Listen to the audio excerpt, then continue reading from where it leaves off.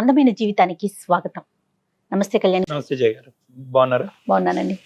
అయితే నాకు ఒక్కొక్కసారి కొన్ని కామెంట్స్ చూసినప్పుడు నా పర్సనల్ ఫీల్ అండి, నాకు అనిపిస్తున్న ఆలోచన అనమాట.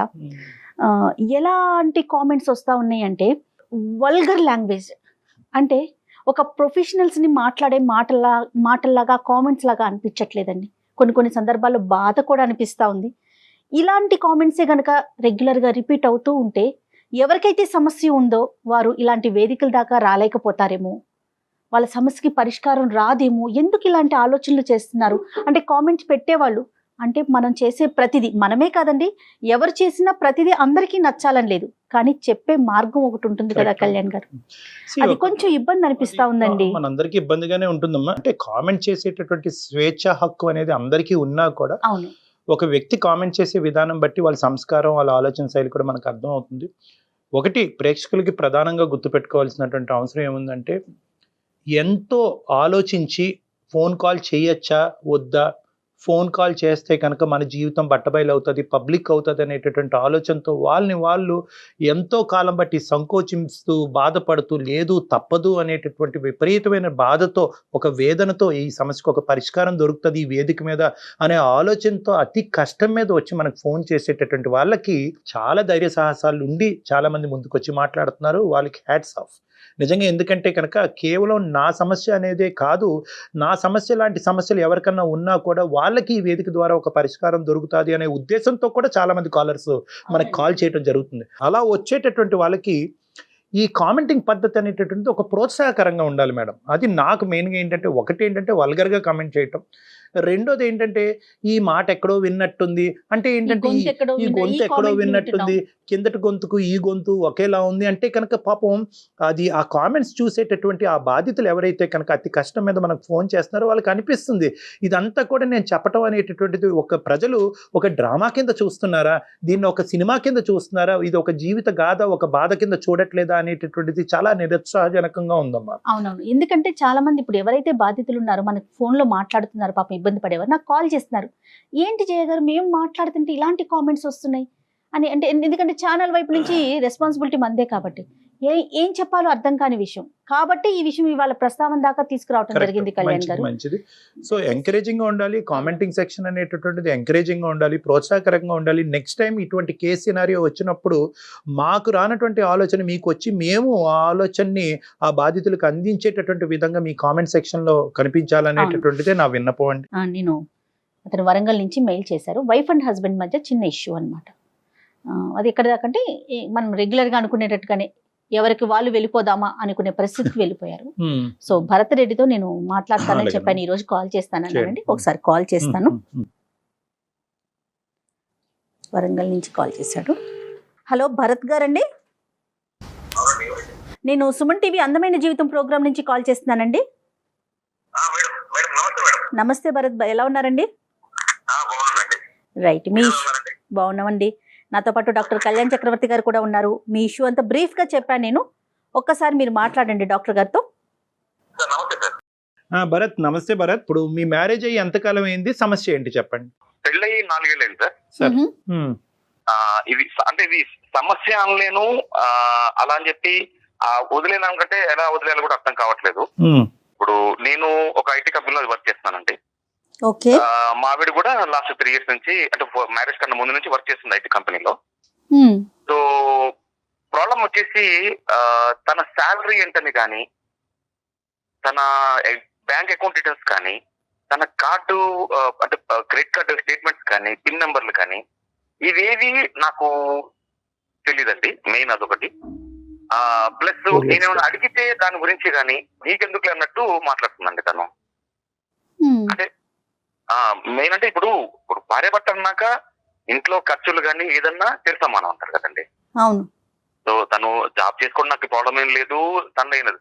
కానీ ఇప్పుడు నా బ్యాంక్ డీటెయిల్స్ నాకన్నా తనకు ఎక్కువ తెలుసు నా గురించి. నేను పెట్టే ప్రతి రూపాయి ఖర్చు కానీ, నేను ఎక్కడికి వెళ్తున్నాను, నా బ్యాంక్ స్టేట్మెంట్ ఏంటి, నా ట్రాన్సాక్షన్స్ ఏంటి, ఇవన్నీ తనకు తెలుసు. కానీ తన శాలరీ ఎంత అనేది నాకు తెలియదు, తన అకౌంట్ డీటెయిల్స్ నాకు తెలియదు. ఇది ఏమైనా అడిగితే రోజు గొడవలు అవుతున్నాయి ఇంట్లో, నీకెందుకని మాట్లాడుతుంది.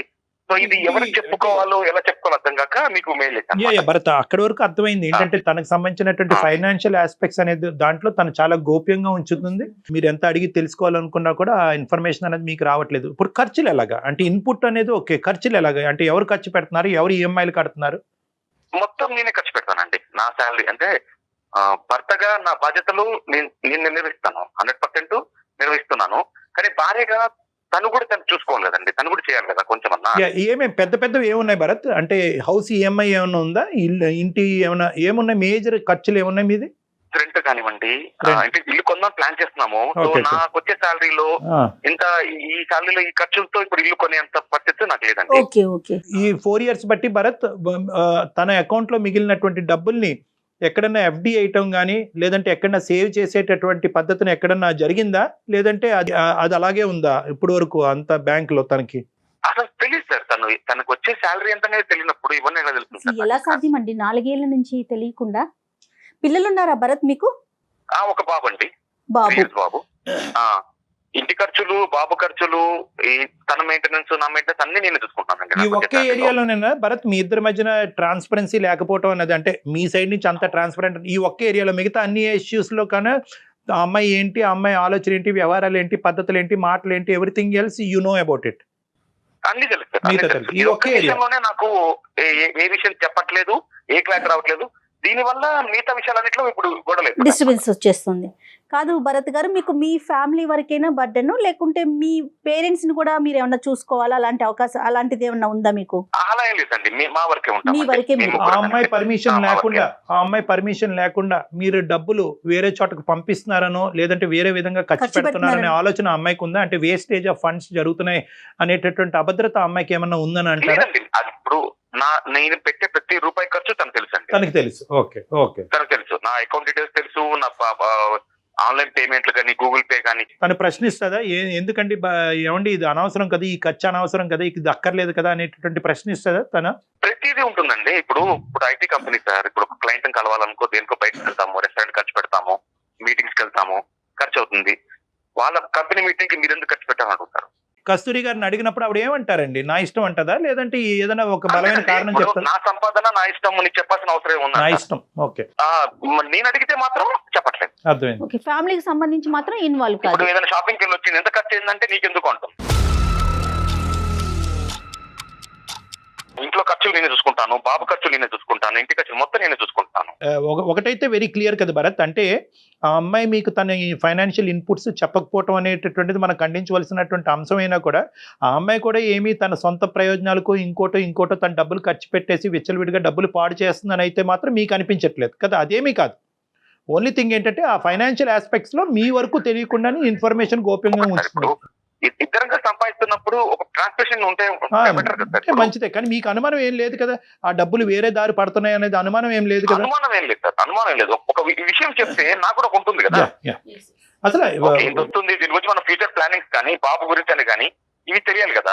ఒకటైతే నేను ఖచ్చితంగా చెప్పగలను భరత్ గారు, ఇక్కడ మీరు అనుమానం పడి భయపడవలసినటువంటి అంశం ఏమీ లేదు. ఏదో బలమైనటువంటి కారణం అయితే బ్యాక్గ్రౌండ్ లో ఉంటుంది. ఎటొచ్చి ఆ అమ్మాయి ఏంటంటే చెప్పట్లేదు. నెంబర్ 2 ఏంటంటే నా ఇష్టం అనేటటువంటి పదం ఇక్కడ కరెక్ట్ కాదు, సబబు కాదు. ఒక 4 సంవత్సరాల పాటు జీవితాన్ని ప్రారంభించిన తర్వాత నా ఇష్టం నీ ఇష్టం అనుకుంటే అది సంసారం అనరు. మనం సహజంగా చూస్తాం, అబ్బాయిలు చెప్పరు నా సంపాదన నా ఇష్టం నీకేంటి చెప్పే అనే నేచర్ చూస్తుంటాం, ఎక్కువగా చూస్తుంటాం.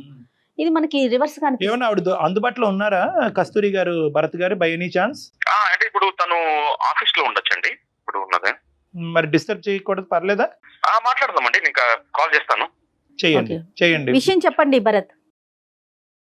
ఓకేనండి, సరేనండి. రైట్ మేము హోల్డ్ లో ఉంటాము, ఒకసారి చూడండి. ఓకే ఇప్పుడే కలిసి. ఇనీషియల్ లెవెల్లోనే దీన్ని ఒక నెగిటివ్ గా మనం పొట్రే చేయటం అన్నది కరెక్ట్ కాదు మేడం. ఎందుకంటే బహుశా at the end of the day అమ్మాయికి ఇప్పుడు భరత్ గారు ఎలాగైతే వర్క్ హోమ్ అనేది ఉందో అమ్మాయికి వర్క్ హోమే. హలో ఎక్కడున్నావు? ఆఫీస్ లో ఉన్నా. ఒక 5 minutes మాట్లాడాలి, ఫ్రీ ఉన్నావా? లేదు, ఎందుకు? కొంచెం మాట్లాడేది ఉంది, దాని గురించి ఎందుకు చేస్తాను కాల్? లేదు, నాకు వర్క్ ఉంది ఇప్పుడు. నాకు వర్క్ ఉంది, తర్వాత మాట్లాడతా. ఒక్క 5 minutes అప్ప, వేరేం లేదు, ఒక 5 నిమిషాలు. ఓకే వెయిట్, నేను బయటకు వచ్చి మాట్లాడతా.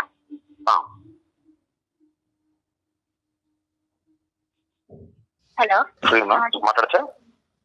మాట్లాడండి. ఇప్పుడు నేను ఒక డాక్టర్ గారితో కల్పిస్తాను కాన్ఫరెన్స్ కాల్.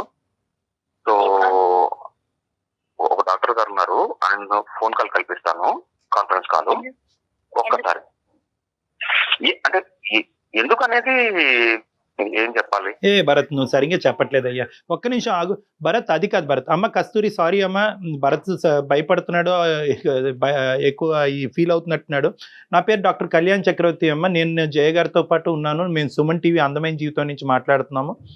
బేసికలీ మీ భర్త గారు ఏంటంటే మాకు ఈమెయిల్ పంపించారు. ఏంటంటే నాకు నా భార్య మధ్యన రిలేషన్షిప్ చాలా బాగుంది, ఏ సమస్య లేదు, కానీ ఒక చిన్న అంశంలో మా ఇద్దరి మధ్యన తర్జన భర్జన అవుతుంది. అది మాత్రం ఆ ఇష్యూని మీరు రిజాల్వ్ చేస్తే కనుక మా అంత అద్భుతమైన జీవితం ఎవరికి ఉండదేమోనండి అతను చెప్పాడు.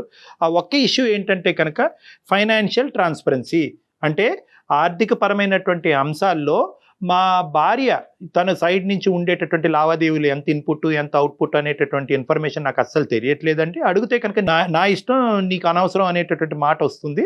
అదే రివర్స్లో చూసుకుంటే కనుక నాకు సంబంధించినటువంటి అంశాలు అన్నీ కూడా ఓపెన్ బుక్ అండి, తనకు అన్నీ తెలుసు అని అంటున్నాను. సో దీనివల్ల అతను కొద్దిగా బాధపడుతున్నాడమ్మా. అది ఏంటి అనేటటువంటిది ఆ ఒక్క ఇష్యూ రిజాల్వ్ చేసుకుంటే మీరిద్దరు హ్యాపీగా ముందుకెళ్ళొచ్చు అనే ఉద్దేశంతో మేము ఈ ఇష్యూని టేకప్ చేసి మీకు ఏదైనా మాట్లాడుతున్నాం అనమాట. ఇంకా మీ ఇద్దరి మధ్య ఎటువంటి ఇష్యూ లేదని చాలా హ్యాపీగా ఉంటున్నారని కూడా చెప్పారండి. భర్త అనేటప్పుడు తను సంపాదించింది భార్యలకి పిల్లలకి పెట్టాలి కదండి. తను అలా కాకుండా నా సంపాదన గురించి మాట్లాడడం కరెక్ట్ కాదు కదా.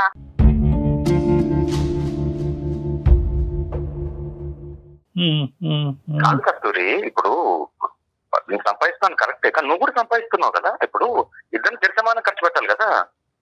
ఇద్దరు సంపాదిస్తున్నప్పుడు ఒక ఇంటికి ఇద్దరం కలిసి ఖర్చు పెట్టాలి కదా. అందుకని అవసరం వచ్చినప్పుడు నాకు ఏదైనా అవసరం వచ్చినప్పుడు అప్పటికైనా అడగాలంటే నేను అడగలేను కదా. ఇప్పుడు అడగడం ఏముంది కస్తూరి? ఇప్పుడు నాకేమన్నా ఇప్పుడు ఇంట్లో అవసరం పడింది అనుకో, నీకు పని చేయాలంటే ఇంట్లో నాకు ఆకలిస్తుంది అనుకో, అన్నం పెట్టమని అడగట్లేదా? ప్రతిసారి మీరు మళ్ళీ అడుకోవాలంటే కష్టం అండి. నా సంపాదన నాకే ఉంది కాబట్టి నేను ఈ డిస్కషన్ కూడా నువ్వు పెట్టకూడదు అసలుకి ఇలా ఫోన్ చేసి. కాదు, తప్పుగా అనుకోకమ్మా. ఏదన్నా ఒక ఇష్యూ రిజాల్వ్ చేద్దామన్న మంచి ఉద్దేశంతోనేనమ్మా మేము ముందుకు వచ్చింది. చాలా కొన్ని వేల కాల్స్ ఉంటే కనుక మీరు సెలెక్ట్ చేసి భరత్తో మాట్లాడటం జరుగుతుంది. చెప్పమ్మా, ఫ్రీగా డిస్కస్ చేసుకోండి, మీ ఇంట్లో ఎలా మాట్లాడుకుంటారో. అతను బేసికలీ ఒకటే కస్తూరి అమ్మ, కస్తూరి ఇక్కడ two aspects. First aspect clear అయిన తర్వాత సెకండ్ ఆస్పెక్ట్ మాట్లాడుకుందాం. మొదటి అంశం ఏంటంటే సంపాదన గురించి, భార్య సంపాదన గురించి భర్తకి సంపాదన గురించి భార్యకి తెలియవలసినటువంటి అవసరం ఉందా లేదా, ఇది నెంబర్ 1. నెంబర్ 2 ఏంటంటే కనుక ఎవరు ఎంత కాంట్రిబ్యూట్ చేస్తారు, ఎవరు ఎంత ఖర్చు పెడతారు, దాని సంగతి తర్వాత మాట్లాడదాం. దాని తర్వాత సంగతి ఇక్కడ ఫస్ట్ ఆఫ్ ఆల్ ఏంటంటే ఖర్చులు, ఇన్పుట్, అవుట్పుట్. అసలు ఈ ఫస్ట్ ఫ్యాక్టర్ గురించి చెప్పడానికి నీకేంటి ఇబ్బంది? ట్రాన్స్పరెన్సీ ఎందుకు లేదు? అతని శాలరీ గురించి నీకు తెలిసినప్పుడు, అతని ఖర్చుల గురించి నీకు తెలిసినప్పుడు, ఏ ఖర్చు ఎంత పెడుతున్నాడు అనేది ప్రశ్నించేటటువంటి హక్కు నువ్వు తీసుకున్నప్పుడు నీ గురించి అతను తెలుసుకోవటంలో తప్పేంటి? ఫస్ట్ ఇది క్లియర్ చేయి నాకు. నీ ఫైనాన్షియల్ ఆస్పెక్ట్ గురించి భరత్ గారు తెలుసుకోవాల్సినటువంటి దాంట్లో ఎందుకు సంకోచిస్తున్నావు? Why are you not transparent? ఎందుకు చెప్పట్లేదు? అదొక్కటి చెప్పు. చెప్తే ఏమైనా ప్రాబ్లం వస్తుందనా? ప్రాబ్లం అంటే ఇప్పుడు అతను చేసుకున్నది ఎందుకండి? మమ్మల్ని చూసుకోవడానికే కదా సార్.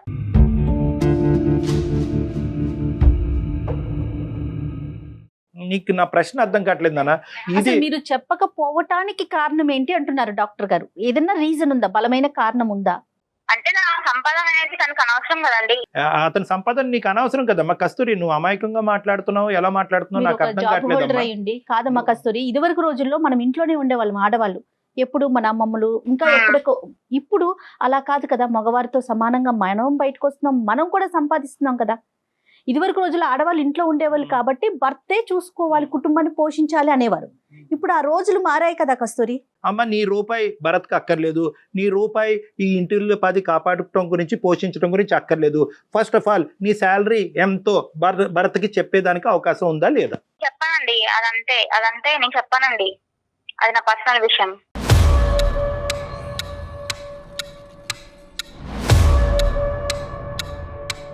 పర్సనాలిటీ కస్తూరి నాకు అర్థం కాదు. నాతో అదే చెప్తావు, డాక్టర్ గారికి అదే చెప్తావు ప్రతి విషయంలో. నేనైతే చెప్పాను అంతే.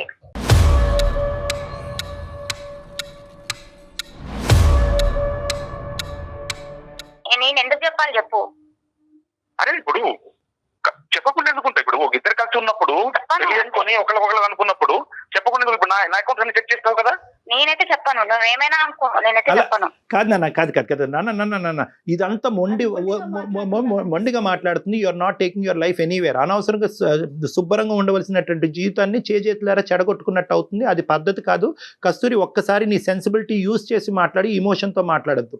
మేము కూడా ఈరోజు మీ కుటుంబ సభ్యులు లాంటి వాళ్ళమే, మేము బయట వ్యక్తులు కాదు. మీ మంచి కోరి మేము మాట్లాడుతున్నాం.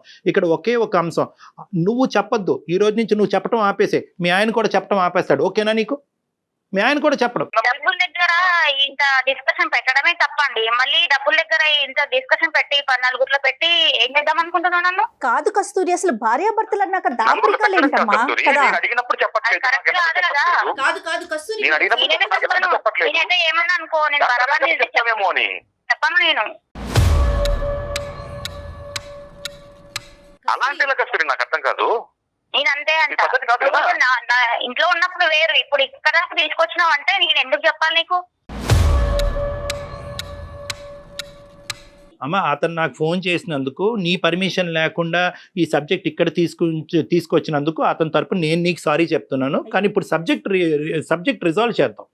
ఓకే, నీకు చెప్పకుండా ఇలా తీసుకురావటం కూడా ముందే చెప్పాలి. భరత్, నిన్న రాత్రి నువ్వు ఇలా ఫోన్ రావచ్చు, వాళ్ళ దగ్గర నుంచి రావచ్చు, అప్పుడు నేను నీకు ఫోన్ కలుపుతాను. చెప్పలేదండి అదే అందుగురించి నువ్వు అప్సెట్ అయ్యావని నాకు అర్థం అవుతున్నామా, అందుకే నువ్వు అంత మొండిగా వాదిస్తున్నావు అని చెప్తున్నాను.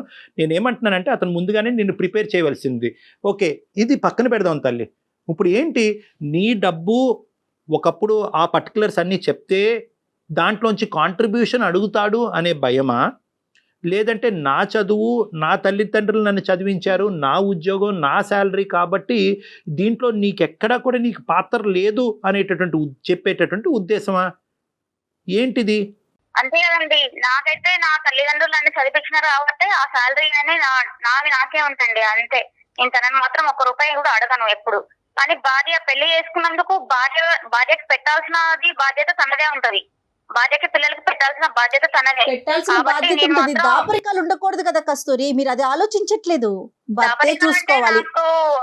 నచ్చని విషయం ఏంటంటే, అది డబ్బుల గురించి మాత్రం నిన్న ఎప్పుడు అడగకూడదండి. భార్యని చూసుకోవాల్సిన తనే కాబట్టి తనే పెట్టాలి, అంతే అండి. నేనైతే ఎప్పుడు ఈ టాపిక్ మాత్రం ఎప్పుడు డిస్కషన్ చేయొద్దు అనుకున్నా, మళ్ళీ ఇక్కడ దాకా తీసుకొచ్చింది ఇది.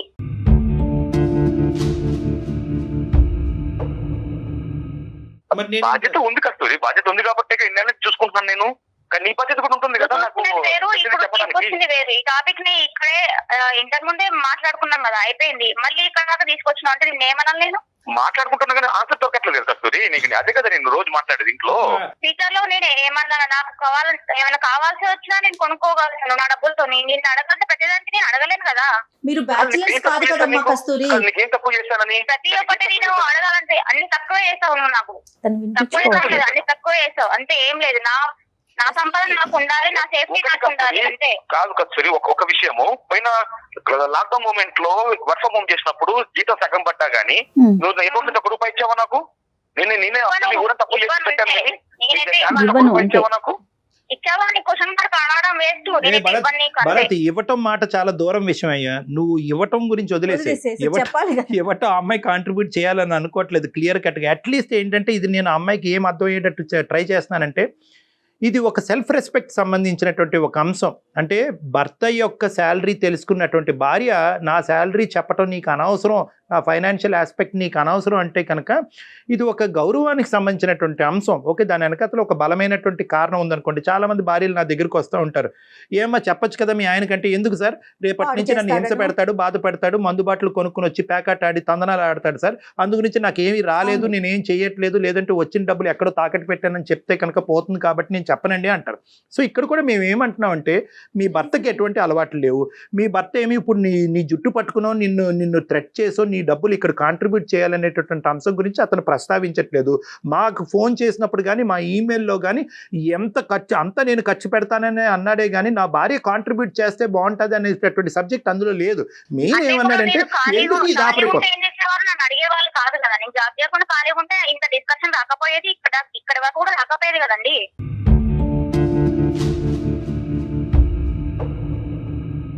కానీ మీరు చేస్తున్నారు కదా కస్తూరి. ఇప్పుడు మీకు పెళ్లి కాలేదు అనుకుందాము, ఇంట్లో ఉంటారు, తల్లిదండ్రులకి చెప్పరా మీ డీటెయిల్స్ ఏమి, మీరు ఎక్కడికి వెళ్తున్నారు, ఎంత సంపాదిస్తున్నారు, ఎంత సేవ్ చేస్తారు? చెప్తామండి. తనంటే భర్త కాబట్టి తనే చూసుకోవాలి ప్రతి ఒక్కటి.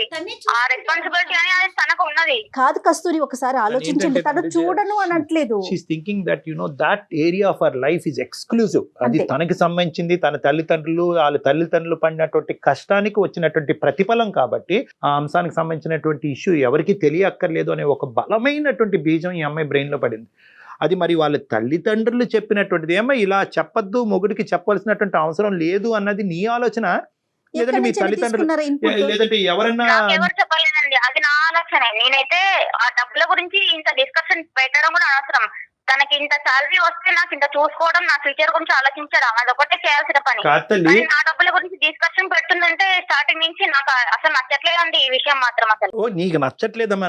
అదే అర్థమవుతుంది. అది ఒక్క సబ్జెక్ట్ బాగా అర్థమవుతుంది. నీకు నచ్చట్లేదు, ఫోన్ కాల్ ఇలా రావటం నచ్చట్లేదు, నా డబ్బుల గురించి మాట్లాడటం నచ్చట్లేదు, నేను ఖర్చు పెట్టను అనే అంశం పబ్లిక్ చేయటం అన్నది నచ్చట్లేదు.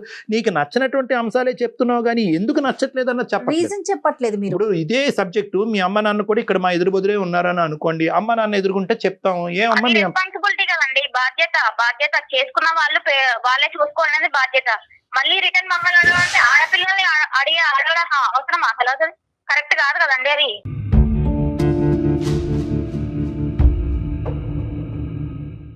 ఆడవాళ్ళ సొమ్ము తిన్నాం కరెక్టా? ఆడవాళ్ళ డబ్బుల గురించి నువ్వు డిస్కషన్ పెట్టినావంటే ఇది ఎక్కడ వరకు వచ్చింది మ్యాటరు?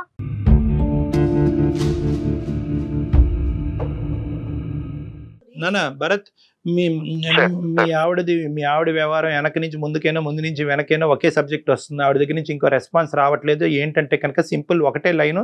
ఏ లైన్కి అయితే కనుక ఈరోజు స్టార్టింగ్లో నేను బాధపడ్డాను, నా ఇష్టం, అదే లైన్ ఇప్పటికే అమ్మాయి మాట్లాడుతుంది. తన ఇష్టం, తన ప్రకారం అలాగే ఉండాలి అని అనుకుంటుందని తను డిసైడ్ అయింది. ఇక్కడ నేను నీకు చెప్పేది ఏంటంటే, ఎప్పుడైనా కూడా ఈ ఇష్యూ వాళ్ళ పేరెంట్స్ వరకు తీసుకెళ్లారా? లేదు సార్, ఇది ఇంటి వరకే ఉందండి. Bharat, okay, I know your broad mindedness. మీ సెన్సిటివిటీస్ని అర్థం చేసుకుని మీరు ముందుకు వెళ్తున్నారు. ఇప్పుడు మనకు కావాల్సింది ఏంటంటే, ఈవిడ దగ్గర నుంచి ఒక సమాధానం రాబట్టాలి అనే ఆలోచన మీకుంటే కనుక బహుశా అది వాళ్ళ తల్లిదండ్రులతో డిస్కస్ చేయండి. ఓకే, అది ఆప్షన్ ఏ. ఆప్షన్ బి ఏంటంటే, లేదు వాళ్ళ తల్లిదండ్రులకి చెప్పటం వల్ల ఇది చిలికి గాలివాన్లాగా అవుతుంది, ఈ ఒక్క ఏరియాలోనే మా ప్రాబ్లమ్స్ కాదు, ఇప్పుడు మొత్తం ఏరియాస్లో అన్ని ప్రాబ్లమ్స్ వస్తాయి, డాక్టర్ గారు మీ సలహా కరెక్ట్ కాదు అని మీకు అనిపిస్తే కనుక ఈ సబ్జెక్ట్ ఇక్కడితో మర్చిపోండి. అంతకంటే ఏమీ లేదు. ఏంటంటే ఈ ఒక్క ఏరియా అన్నోన్ ఫ్యాక్టర్ కింద నాకు ఉండిపోయింది, మిగతా ఫ్యాక్టర్స్ అన్నిటిలో నాకు అంత క్లారిటీ ఉంది. నా వైఫ్ కరెక్ట్, బాబును కరెక్ట్గా చూసుకుంటుంది, ఇంటిల్లు 10 వ్యవహారాలు కరెక్ట్గా చూసుకుంటుంది, విచ్చలవిడిగా ఖర్చులు అయితే లేవు. సో ప్రతి రూపాయి ఆ అమ్మాయి సంపాదించే దాంట్లో ఒక పావులా ఖర్చు పెట్టినా కూడా ఒక 75 పైసలు అయితే కనుక బ్యాంక్ అకౌంట్లోనే ఉంటున్నాయి. కాబట్టి అవి సేవింగ్స్ అనుకుని ఆ సబ్జెక్ట్ గురించి ఆ అమ్మాయిని పదే అడగకుండా అక్కడి నుంచి సమాధానం కూడా రాదు. కాబట్టి ఇలా కాంప్రమైజ్ అవ్వండి అని నేను చెప్తున్నాను. రెండిట్లో ఈ రెండే ఆప్షన్స్. ఒకటి ఏంటంటే, ఆ ఇన్పుట్ అన్నది నాకు రాదు, అది క్లోజ్డ్ డోరు, అక్కడి నుంచి ఇన్పుట్ రావాలి అని అనుకున్నప్పుడల్లా, ఆ అమ్మాయి ఒత్తిడి మీద పెట్టినప్పుడల్లా, ఈ అమ్మాయి ఇలా మొండిగా మాట్లాడినప్పుడల్లా మీ ఇద్దరి మధ్యన ఒక గొడవ కాస్త 10 గొడవల కింద మాట్లాడడానికి అవకాశం ఉంది. ఇది ఒక ప్రాబ్లము. సో ఆ ఏరియా మూసేసి ఆ 75 పైసలు బ్యాంకులోనే ఉండి, అది రూపాయి పెరిగి పెద్ద అయినప్పుడు ఆ సేవింగ్ కాస్త ఎప్పటికైనా కూడా మీ కుటుంబానికి, మీ కొడుకే కాబట్టి అది ఎప్పుడో ఉపయోగపడుతుంది అన్నట్టు ఆ ఏరియాలో మీరు కళ్ళు మూసుకుని ఉండటం అనేది ఒక కాంప్రమైజ్. లేదు, ఈ ఒక్క విషయం తెలియకపోతే నాకు నిద్ర పట్టట్లేదు, నా ఊపిరి సలపట్లేదు, నేను ఉక్కిరి బిక్కిరి అవుతున్నాను అనుకుంటే కనుక ఇంకో దారి ఏంటంటే, పేరెంట్స్తో పాటు కూర్చుని ఒక సంప్రదింపుకి వచ్చి ఒక ఆలోచన. అదేంటంటే ఇటువంటి వాళ్ళతో, అంటే మీ వైఫ్ వాళ్ళ లాంటి వాళ్ళతో, కస్తూరి కదా, కస్తూరి లాంటి వాళ్ళతో ఏంటంటే, ఇదిగో ఇప్పుడు ఇదే ప్రాబ్లం. ఇష్యూ ఎప్పుడైతే కనుక మీ ఇద్దరి మధ్యన ఉంటుందో అది చిన్నగా ఉంటుంది. వాళ్ళు మారరు, మనం వేరే వాళ్ళు సంప్రదిస్తే కనుక అది ఇంకా పెద్ద తప్పుగా అయ్యి తప్పు కాస్త ఇంత తప్పు అవుతుంది. సో అప్పుడు ఏమవుతుందంటే మనస్పర్ధలు వస్తాయి.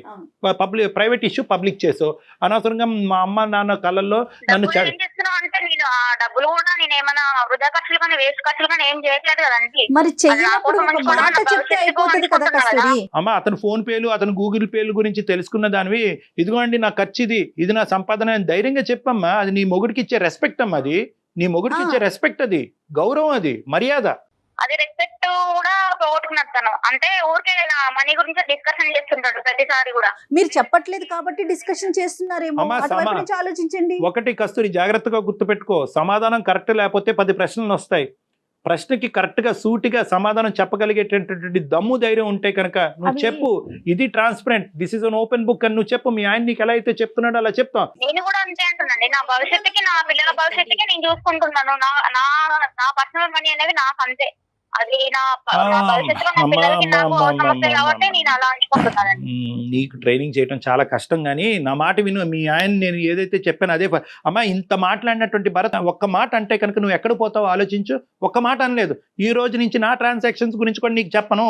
ఈ రోజు నా డబ్బులకి నీ డబ్బులు నువ్వు ఎలా ఖర్చు పెట్టుకుంటున్నావు, నా డబ్బులకి నేను ఖర్చు పెట్టుకుంటాను, ఇంటి అద్దె ఎవడు కట్టుకుంటాడు చూసుకుందాం అని ఒక్క మాట అంటే కనుక ఏమవుతుందో చెప్పు. నీ ప్రశ్నకి ఇంత మాట్లాడగలవా నువ్వు? ఆయన బాధ్యత అంటుంది. ఇంత మాట్లాడగలవా? బాధ్యత ఏంటమ్మా? బాధ్యత రెస్పాన్సిబిలిటీ అండి, అంతే. అతనికి అతనే చూసుకోవాలన్నీ ప్రతి ఒక్కటి. అతనికి హక్కు కూడా ఉంటుంది కదా కస్తూరి. అతను బాధ్యత తీసుకుంటున్నాడు కాబట్టి. ఒకటి చెప్తున్నా, నా డీటెయిల్స్ నీకేం తెలియదు. ఇప్పటి నుంచి నా సాలరీ కూడా నీకు ఎంత వస్తుందో కూడా నీకు తెలియదు.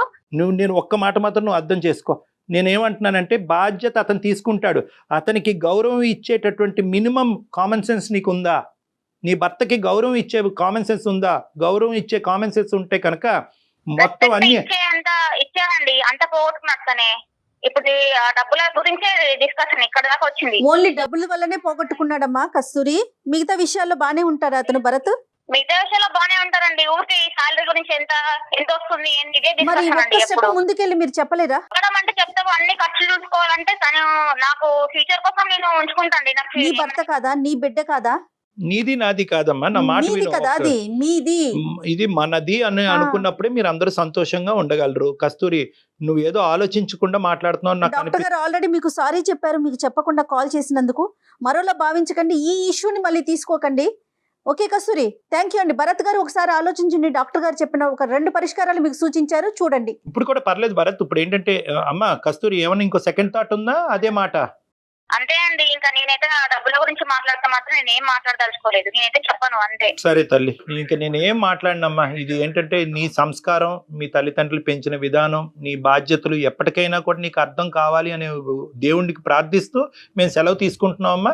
నేను మాత్రం ఇక్కడ సజెషన్ భరత్ మాకు చేశాడు కాబట్టి భరత్కి మేము చెప్పే సజెషన్ ఏంటంటే ఈ 2 ఆప్షన్స్ ఆర్ అవైలబుల్ భరత్. ఆ పాయింట్ నీకు ఎప్పటికీ రాదు అని కాంప్రమైజ్ అవటమా, లేదంటే తల్లిదండ్రుల ముందు పంచాయతీ పెట్టటమా? మొదటిది ఒక సెకండరీ థాట్, అది పెద్ద పట్టించుకోవద్దు, కొంతకాలం వదిలేసేది. ఎందుకంటే తల్లిదండ్రుల వరకు వెళ్తే కనుక ఈ అమ్మాయి ఇంకా విపరీతంగా ప్రవర్తించే అవకాశం ఉంది. కాబట్టి అట్లీస్ట్ ఆ ఏరియా టచ్ చేయకుండా మిగతా ఏరియాస్ చూస్తూ ఆనందిస్తూ ముందుకెళ్ళటమే జీవితం అన్నట్టుగా భావించు Bharat, please. Thank you Bharat, thank you very much for your time. Right అండి, రైట్. ఇప్పటి వరకు ఇన్ని కాల్స్ మాట్లాడాం మనం కళ్యాణ్ గారు. ఎక్కడికో చోట ఏదో ఒక పాయింట్ లో కాంప్రమైజ్ చేయగలిగాం. మనం ఈ అమ్మాయిని చేయలేకపోయాం, చూసారా? తను ఒక లైన్ పెట్టుకుంది, దాని నుంచి ఇటుకాని అటుకాని కదలట్లేదు. మళ్ళీ మిగతా విషయాలు బాగుందని చెప్తున్నాడు చూడండి అతను. మేబీ ఏంటంటే తనకు ఒక ఫైనాన్షియల్ పరమైనటువంటి ఇన్సెక్యూరిటీ చిన్నప్పటి నుంచి చూసిందేమో అని నాకు అభిప్రాయం అమ్మా. సో బ్యాక్గ్రౌండ్ లోకి వెళ్తే కనుక బహుశా మనం ఇంకా టైం సరిపోలేదు, కానీ బ్యాక్గ్రౌండ్ లోకి వెళ్తే కనుక తల్లిదండ్రులు డబ్బుల విషయంలో ఎంత జాగ్రత్తగా ఉండాలి, మన డబ్బుని మనం ఎలా కాపాడుకోవాలి అనేటటువంటి ఇంగ్రీడియంట్ ఈ అమ్మాయి బ్రెయిన్ లో బాగా బీజం వేసినట్టున్నారు. అందుగురించి నేను ఏమంటున్నానంటే ఆ ఆప్షన్ కూడా ఇచ్చాను. బహుశా ఇక్కడ రానటువంటి నిజాలు తల్లిదండ్రుల ముందు కూర్చుంటే కనుక ఆ నిజాలు వస్తాయేమో అని అంటున్నాను. అది బహుశా భరత్ జాగ్రత్తగా ఆలోచించుకుని ఆ విషయంలో ఒక నిర్ణయం తీసుకుంటే మంచిదమ్మా. రైట్ అండి, thank you so much Kalyan. నమస్తే.